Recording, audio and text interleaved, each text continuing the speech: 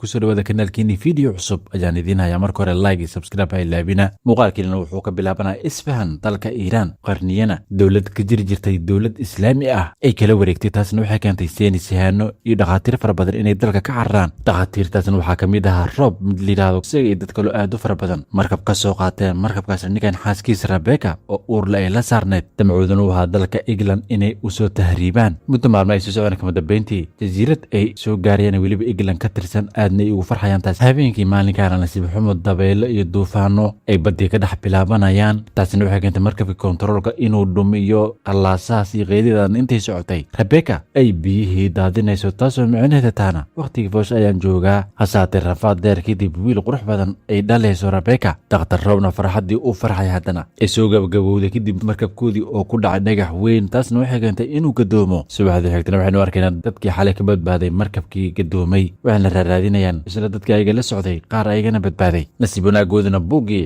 cilmigii dhaqaatiirnimada uu ku qornaa ay gacanta ku dhigeen ninkii Roobana isna kama dambeyntii uu helayo cunugii xalay u dhashay nasiib xumo Rebecca meel ay ka baxday uu waayay markabkii maalinkaasna intii nooleed meel buuras ka kaamgaraysanayaan ninkii dhaqtar Roobna weli uu aad u xun xaaskiisii taasna waxay ku rabtaba depression balse Isaac nin liiraahdo oo dhaqtarkan uu sheegay safarkooda inay sii wataan iskani ilaaba wixii dhacay balse dhaqtarkan uu dhahayo idinka sii socdaani halkana jooga xaaskeygan ayaan raadina hasaatee taas uu diiday wuxuuna dhahaa Rebecca way dhimatay dad kalena way dhinteen taas waa inaad mar walba niida ku haysaa kama dambeyntii Rob u aqbalaad waxayna soo gaarayaan dalka England gaar ahaan magaalada London albaabkii laga soo galayay waardiyaashii joogay ay joojinayaan markay isku sheegeen inay yihiin dhaqaatiir weliba aqoonan caadihin wado oo ogolaanin waxaana loo sheegaa muslimiinta iyo yuhuudda qorxadinteena dhan ka hor dagaalkan dhan waa inay isaga baxaan inta ka bacdi mid kamid wadooyinka ayagoo iska isticmaalay Rob oo si shil ula kulmayo Whistle wiil magaciisa uu yahay kaasoo ah natuug nin oo boorso ka xadana ka dab ordayay kama dambeeyay ninkii boorso laga xaday uu Whistle kala wareegay inta ka bacdi Whistle kan jira ay qabanayso taasna Rob intuu yimid ayuu caawina kama dambeeyay Whistle markuu caadi ku soo noqday dhaqtar Rob uu weydiistay waxa rabaa in ay geyso qaybta caafimaadka ee magaalka waanu ka aqbalaa Whistle warwarogoodana wadada dhaqtar Rob uu arkayo dadka magaalkan jooga wili qarniyadii hore habkii dadka lagu daweey jiray ay isticmaalaan taasoo ahayd mid aad u xanuun badan dhinaca kale meel magaalka dhaqtar Levick lahay ayaynu baranayna kaasoo qof jiran loo keenay markuu arkana sidii eega camal inuu dhaqbayo ku yiri kanoo kale godka dadka waana lagu xaray ayaa loogu talagalay meeshaas geey waana uu diiday inuu daweeyo kusano dhaqtar Rob iyo Whistle kama dambeyntii soo gaarayaan faras magaalaha meeshaasna maanta ay ka socotay dil taasoo lagu dilay afar qof laguna eedeeyay inay yihiin saaxiriin si kastaba hadda dabkii lagu dil raba ayagan xarkihii ay ku xirxirnaayeen uu qabsaday taana waxay u suuri gelisay afartan saaxirinta lagu eedeeyay inay ka baxsadaan maqribkii maalkaasna waxaanu arkaynaa dhaqtar Rob oo la kulansan dhaqtarkii kale Levick iyo nin han liiraahdo maadaama boqortooyada ka tirsanaan jireen waxayna leeyihiin cilmi aan caadihin ayaan idin wadnaa diyaaran waxaanu nahay inaan idin tababarno balse dhaqtaraan uu dhahayo maadaama aad yuhuud tahay magaalkan qof kaa rabta ma lahan adiga wuxuuna askartii ku dhahaa darba uga saara qasriga oo dhan intaa ka bacdina dhaqtar Rob uu roos wiil lagu magacaabo kala doodayo arrinka xiga ay sameey doonaan maadaama magaaladan lagu soo dhaweynin Houston intii soo waday ragii maanta dilitaan ka soo baxsaday uu hogaami jiray nin daaf liiraado oo keenay daafkan lugtiisa dhaawac xoogan uu ku yaalay balse dhaqtar Rob uu dhahayo aniga daweynaya ninkan shaqadaas intuu waday haweeney Morgan ugu timid waxaan u sheegay dadkaan ka soo jeedo halis ay ku jiraan oo boqortooyadan weyn nacab tahay dhaqtar Rob weli ka murugsanaa xaaskiisa ka dhimatay arrin ku saabsan ayay kala hadlee waxaan u sii sheegaysaa murigadan ku hayso waa ka saari karaa weliba anigoo isticmaalaya qaab gidgidisan balse Rob uu dhahayo xabaas ma aaminsan aniga si walba waxay ku qalqaalinay inay murugadan ka saarto inta ka bacdina shaqo yar oo ku dal warwareegsi ay ku sameysay dhaqtarkan muuqaal loo daaray warka isagii xaaskiis balaas wiilkii yara u dhashay oo badda ku dhex jiro hortiisana waxa uu ku dhimanaya Rebecca kama dambeyntii wuxuu aaminay xaaskiisii inay dhimatay dhinaca kale qasriga boqortooyada boqorada haatan oo meershii lagu magacaabo ayaan aragnaa iyadoo nahan dhaqtarkii hala joogto waxaan uu sheegay wiil ayaa noo dhala rabo bartan waxa ka soo baxaysa meershii iyo dhahan xiriir hoosoosiye inay leeyihiin xitaa iyadoo boqorkii qabay oo weli joogo balse boqorkaas uu mid xanuunsan subaxdii maalinkaasna waxaanu arkaynaa askartii oo weli raadinaya dadkii ka soo jeeday qabiilka Caltis si ay u dilaan balse nasiib wanaag Caltiskaas dhaqtar Rob kuwii la jooga ay yihiin waana kuwii ka hor ka soo baxsanayay meeshii lagu dili rabay halka dhaqtar Rob iyo tiimkiisina ka fikirayaan meesha ay hospital ku sameey lahayn kama dambeeyay waxay isku raacayaan derbiga banaanka ee magaalka laga soo galo inay hospital ka dhisaan waxaan helayaan dhismo burbursan hospitalna uga dhigtaan saacado badan ba kama soo wareegsan markay ka dhameeyeen dad aad u far badan oo rabaan in la daaweeyo soo buuxsameen dhakhtarroobna uu aad ugu farxayo dadkan oo lacag haysan xitaa inuu si feri ah ugu shaqeeyo muddo kasoo wareegtana kadib subax ka mid ah dhakhtarroob uu arkaya dad markab saaran weliba dadkaas ay u dhaqmeen si aan caadi haynin kama dambeyntiis wuxuu ogaanaa dadkan in loo xisaabiyey ama lagu tiriyey inay waala yihiin loona wado godkaasna qofkii la geeyo maba ka soo noqoyo halka dhakhtar liifak isagana uu aad il u haya maadaama dadkii isaga u imaan jiray uu daweyn jiray maalmahan dhakhtarroob uu kala wareegay fikradna ayaa ku soo dhacaysa wuxuuna imaanaaba dhakhtarroob xaruntii dadku ku daweyn jiray islamarkiina wuu uga raaligelinaa maalin hore markay magaalka soo galayeen sidii uu ula dhaqmay cilmin inaan bartaan diyaar u aho cilmin inaa kaa bartayaan diyaar u hadhahay isla waqti xadirkaas Godwin mid lihada oo askarta hogaamiyo xaaskiisa oo jiran u keenay dhakhtarroob intaa ka bacdi dhakhtarkan uu haweenaydan oo sambabada xanuunayeen ku hurdaweynayo dhakhtar liifak sakana kadibna haweenadan way fiicnaanay wax walba dhakhtar Levail markuu arkay ninkan ku dhahay buuga aad cilmigan ka barato oo dhan ka hor haddii aan ka iibsado lacag far badan oo ku siinaa dhakhtar Rob soo dhahayo habarteeda ka taawo inuu ka diidaa taas dhinaca kale qasriga boqortooyada dad masaakiin ay warkeena oo boqorad maashiya kala hadlaya in maalmahan qabiilkan kooda la laayo boqordan ka codsanaa caawimaad intiis u jawaabin ninkii Godwin ahaa ee askariga oo dhakhtar Rob keenay meeshan wuxuu dhahaa darkan caadi maaha boqorka jiran waa uu daweyn karaa balse midaan boqorada iyo dhakhtar Levail ay diidayaan kastaba dadkii shacabka ay dhahayaan boqorka oo sanadooyin banaanka u soo bixin waynan aragno lana daweeyo cadaadiska safara badan meershii kama dambeyntii ku qasbanaanayso in dhakhtarka in boqorka la daweeyo kama dambeyntii waxay keeneen qolkii uu ku jiray boqorka oo ah mid mugdi ah qoraxdana loo ogolaa jirin boqorkan dhakhtarowna markuu fiiriyay ninkan dhahaya ninkan ma jirano laakiin dhibka jira wuxuu yahay qoraxda oo energy sii jirtay ayaaba ka tabooshay daaminkiina ayuu daaqada ka wareejinaa boqorkan isla markii intuu istaagay aad ugu farxay sanadooyin kadib iftiin uu arkay isagoo fiicna ayuuba dadkii kasoo hor muuqanaa intaa kadib midaan ahaan ninkii ahaa uuba ku farxaynin isbuuca kasoo wareegtan kadib boqorkan uuba si fiican u sii caafimaaday kama dambeyntiina wuxuuba dhigaa xaflad dabaaldega uuna dhakhtaroob ugu mahadcelinayay farxadaasna ninkii Levail ah uuna ku farxsanayn maadaama uu isdhahay boqorka uu ogaan doonaa inaad tahay qofka jirada ku ridi jiray midaasna xaaskiisa Marcia ayaaba lacag ku sii jirtay dhakhtarkan xun waa la kala shakiyay maqli jirtay ninkii hanahan Marcia intuu meelgees u soo bixiyay ku dhahay dhakhtar Levail waa inaan dilnaa ka hor inta uu bashirkan anaga naga dhaxayo boqorka gaarsiinin amaadkii xafladii habeenkaasna boqorkii uu dadkii ka horsheegay laga bilaabo maanta dhakhtar Rob waa dhakhtarka cusub ee qasrigan sidoo kalena hospital ayaan u dhisayaa kama dambeyntii xafladii markay ka soo baxeen si socodkii dhakhtar Rob u arkaya dhakhtarkii kale Levail meedkiisa waxaana soo baxaysaba in Han iyo Marcia dileen muddo kadibna maalmo kamid ah boqorkan uu Rob soo wadayo wuxuuna keenaa meel xabsi ah wuxuuna u sheegay halkan waxaa ku jirto gabadhaas waxay dhashay boqoradii hore aan qabi jiray balse gabadhaas way xanuunsan tahay isla xabsiyaashana meel kamid ah dhakhtar Rob uu ka helayo boqorad Aileen Robna wuxuu damacay inuu la hadlo balse gabadhan ayba dhakhtarkan soo weerarayso waxaase ka qaqabanaya haweenayaashii kale xabsigan waardiyaasha ka ahaa kuna bilaabeen inay quraafaad ku akhriyaan taasna dhakhtarkan way ka xanaajinay wuxuu dhahaa laga bilaabo maanta aniga daweynaya gabadhan qalbkii maalinkaasna mar kale xabsigii gabadhan ku jirta ayuu ku soo noqonaa silsilad ay ku xireen ayuu ka tuura kadibna tufaax ayuu farta ka saaray markii hore isaga ay rabtay inay ku soo tuurto haddana bilowday inay cunto intaa ka bacdi dhakhtarkan uu isku sheegay gabadhan in rabo inuu iyadan daaweeyo dhib walba loo geystana uu dareemi karo darbiyadaas ay ku sawirtay waxyaabo fara badan uu wax ka weydiiyey Aileen ay cabsanayso balse dhakhtarkan uu u soo dhawaaday waana uu habna ayuu siinaa si uu u dajiyo intaa ka bacdina waxaaba ay sawirta uu ka soo qaatay tusaya boqorkii waxaana soo baxsay boqorkan sawiradan waxyaaba ku saabsan inuu og yahay wuxuuse diidaa inuu u sii sharaxo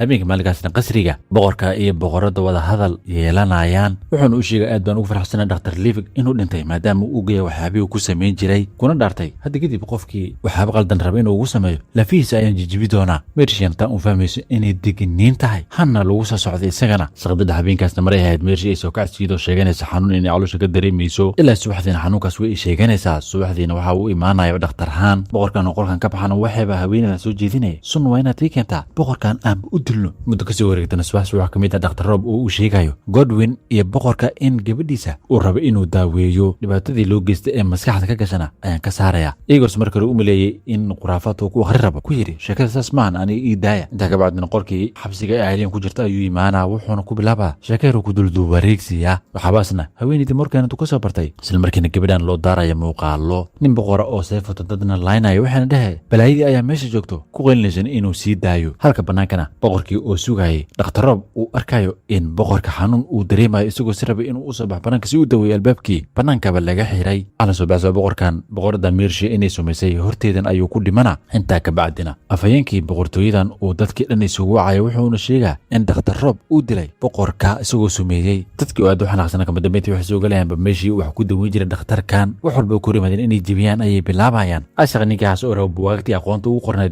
inuu qaato han uu ka hor yimid midin ayuu caloosha ka geliyay buugaagtiin ayuu kala wareegay kadib markuu kasii baxay daaf ninkaa dokor saaxiraadta darteed loo dil rabay uu ogolaanin banaanka inuu baxo labadoodana dagaal ayay bilaabayaan qalir kama dambeyntii kadib buugoodii way soo ceshanayaan halkiin waxaa ka badbaadaya ashaq daaf wiisal iyo abu nasiib xumus askartii oo ka helan kama dambeyntii haddana la isku hareeraysiiyey hanna buugii uu aad ku bahnay uu ka qaadanaa ayagiina waa la xirxiraa qasrigiina boqoradii ee dhees laga bilaabo maanta aniga boqor ah inta cunugan uurkii ku jira uu ka soo baxayo balse qaar kamid dadkii dhahayaan adiga boqorad kuma aqoonsan doono maadaama Aileen boqorkii gabadhiisa wili ay nooshahay waxay isku dhaysaa Aileen ma noolo way dhimatay si cadeen ay dadkan ugu keentana Godwin askariga ay diraysaa xabsigeena ayuu imaanaysna gabadhii Aileen qolkii ku jirtay uu ka soo saaraa banaankana ayuu keenaa qorshahan wuxuu ahaa in la dilay gabadhan balse Godwin uu taas ka labalabeenayo gabadhiina si uu dilin ayuu ka soo tagaa haddana wuxuu u soo noqonaa boqorada wuxuuna sheegaa in Aileen uu soo dilay waqti xaadirkaasna boqoradan ee caloosha ka dareemaysa xanuun xilligii fooshana la joogo 12 saac ka soo wareegtana kadib cunugii xataa ay dhaleenin tanna waxay ku kalifaysaa in dhakhtar Rob ay wacdaan balse koor dhakhtarkan wuxuu codsanaa in la sii dayn doono haddii rabaan qoftan inuu ilmaha ka dhaliyo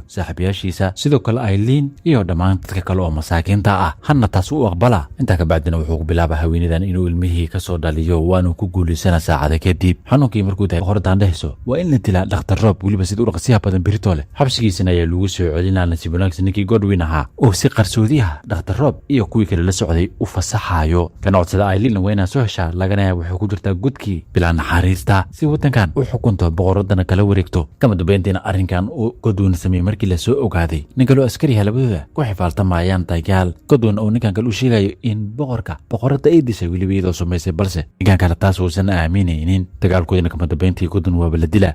dhinaca kale dhakhtar Rob iyo tiimkii kale abu uu dhahayo lacagan aruursada ayaa jiro lacagtaasna waxaan ku raacaynaa markab weliba Faransa ayaan ka dhacaynaa balse Rob uu diiday inuu raacayo kan wuxuu dhahay idinka baxa Aileen ayaan raadinaa aniga si kastaba qarayaan kamid ay dhahayaan dhakhtar Rob kuma cidlayn karno ayagoo wada socdana ay imaanayaan gudkii halka boqorad Marcia ay dadkii tusayso cunugii dhashay u sheegaysaa kan ayaa boqorkiina laga bilaabo balse intuu ka korayo aniga idin sii talinayo ku salaba gudkii dhakhtar Rob meelisi warwareegayeen arkaya dad walwaalan oo sidii xayawaano camal u dhaqma libana hilib bini'aadam cunaya wuxuuna weydiinaa Aileen u baahanay intee soo wadeen meel kale gudka ay keenayaan isla gudkaasna dadkii joogay dhakhtar Rob iyo ayaba weerarayaan si kastaba kama dambeyntii waxay soo gaarayaan gudkii Aileen lagu hayay Aileen markii hore u maleeysay dagaal in aqoonsatay dhakhtar Rob hab siinayso banaankiina ay ugu soo saarayaan gudkii dadkii waan ku noolaayeen dhinaca kale askartii boqortooyada oo raadinaya dhakhtar Rob iyo dadkan baxsadka kama dambeyntii soo gaarayaan halkii ay saqi xanuunsana ee dhaawac gaaray lagu daweynayay waana soo afduubanayaanba wadiina ayay u keeneen kama dambeyntii boqoradan ay dhehayso ii sheega dhakhtar Rob iyo kuwa kale intii joogaan iyadoo lagu hanjabayso cunuga yar aad weerteen ayaan dila waxay soo jaabayaan Rob wuxuu raadinayay Aileen iyadoo sumalaysa Aileen way dhimatay ku qoslayso dhinaca kale dhakhtar Rob iyo Aileen oo kama dambeyntii soo gaaray meel tuulaha arkayaan in askartii boqorada ay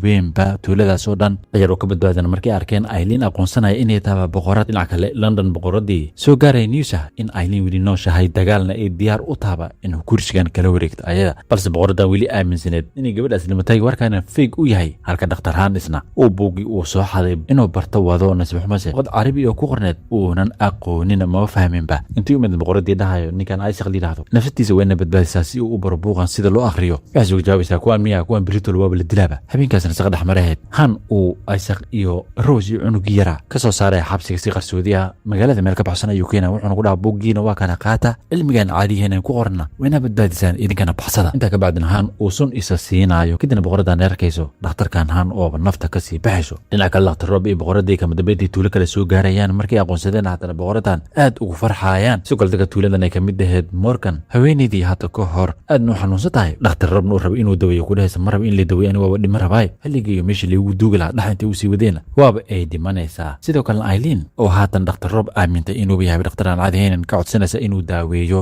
wuxuuna ku bilaabay haatan sheekadiisii khuraafaadka kadibna gabadhan xasuus hore ay gelaysaa iyo hadda ka hor mar yareed ay baa jirtay gabadh aad u faraxsan aabaheedna waa boqorkii la dilaha dad isugu isugu dhow ahaayeen sidoo kale muuqaale kale ku arkaysa hooyadeeda oo lagu hordilaayo waxaana soo baxsay hooyadeeda inayba ka soo jeeda qabiilkan Morgan ay ka soo jeeda iyadana gabadhaana geesnimo ay ka qaadaysa waxaan dhehaysaa abeegi qaladka loo geystay inaan u argudaa oo kala wareega Mershiya boqoradnimada waqti xadirkaas askartii Mershiya soo adeegsaday ayaa halkan yimaaday falaaran ay ku tutureen dadkii masaakiinta qaar badan ay falaarahaas dileen boqorad Aylina oo rabtay inay dagaalkan ka qayb gasho rab u celcelinayo u dhahay kama qayb gali kartid dhehaysa maanta waa maalinteedii ee faraha ka qad halka magaalkan askartii oo gudaha u soo galay dad far badan ay laanayaan dadkaasna waxaa kamid ah Whistle oo dhaawac ka soo gaaray garabka kadib falaar ka gashay abu uu raban inuu daweeyo ogaanaya Whistle in gabar ay tahay wiil uun ahaynin si kastaba dagaalkiisa u socda kama dambeyntii Aylin oo wadata safteeda askartii ka soo hor muuqanaysa markii arkeenna boqoratan inay nooshahay wili dagaalkii joojiyeen hortoodan ka sheegtay in Mershi ay tahay qof aad u xun aabaheedna dishay sidoo kale hooyadeeda xataa waxaanu sheegaysaa maanta laga bilaabo qabiil kastoo tahay waa inaad si nabad ku wada noolaatiin Mershi oo sidoo kale halkan timid ee iska dhigayso masaakiin ooyina ay jabsanaysaa dheeysana dambiyada aan geysta oo dhan waan ka soo noqday ahli cafiyo taasna beenteed ay ahayd boqoradiliin oo malinayso xabaas dhan run markay u soo dhawaatay boqoradan caloosha ka gelinaysa mindi dhulkiina markay ku dhacday intay soo istaagtay dadkii hortooda dheeysayay qofta hortiina ku dila u jiiteen nasiib wanaag mid kamid askartii oo falaar soo gamay Mershiya ku dilayba dhaawac loo geystana boqorad Aylin dhaqtar Rob uu daaweynayay iyadoo fiicna London ayay ku soo noqonee aadna ayaa lagu soo dhaweynaa sidoo kale geelkii meesha joogta waa uu soo dhaweynaa boqortaan cusub sanad far badan oo ka soo wareegtay kadib dhaqtar Rob uu buugiisii ku diraayo qayb cusub oo noloshiisa ah maalin kamid Aylin ayaa ugu soo galaysa isagoo buugii qoraya waxaana dhahaysaa nin ayaa lee doonay aniga ninkaas kama helin dhor rabo ka waran adiga haddii aan isku qabsano gacantan ay ka qabsanee taasoo micnaheedu tahay guurso adaa boqorka dhiga dhamaadkiina ayaad soo gaartay kuma sanita hawshadaada like subscribe ay laawin